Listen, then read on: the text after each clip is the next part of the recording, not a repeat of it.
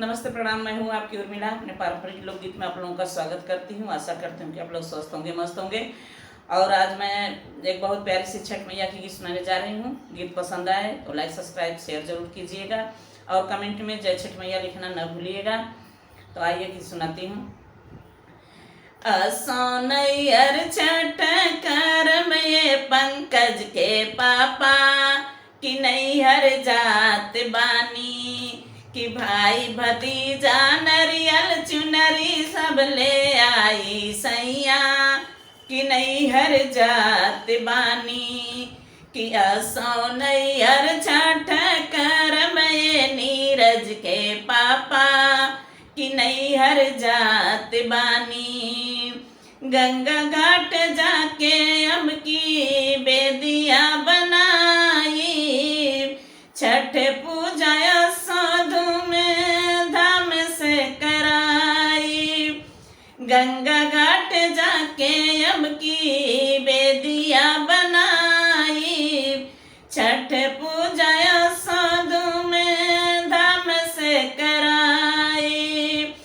सूरज देव के अर्घ देवल जाई दोनों परानी कि नैहर जात बानी कि सूरज देव के अर्घ देवल जाई दोनों परानी कि नैहर जात बानी।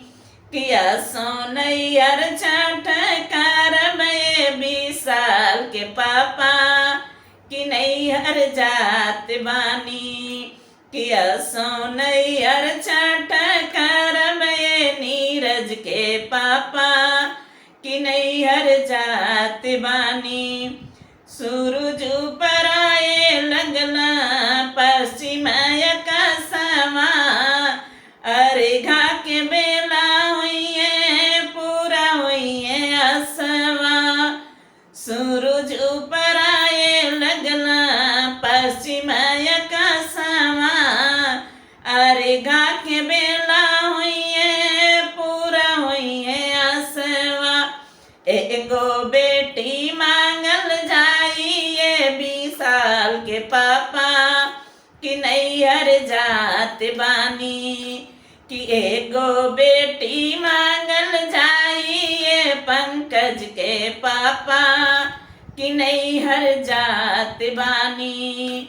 कि असोनैयर छठ करम ये नीरज के पापा कि नैहर जात बानी।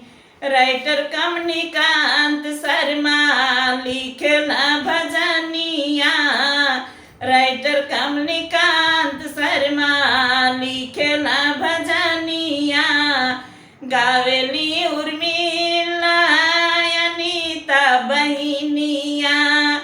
राइटर कमनीकांत शर्मा लिखला भजनिया गावेली उर्मिला अनीता बहिनिया।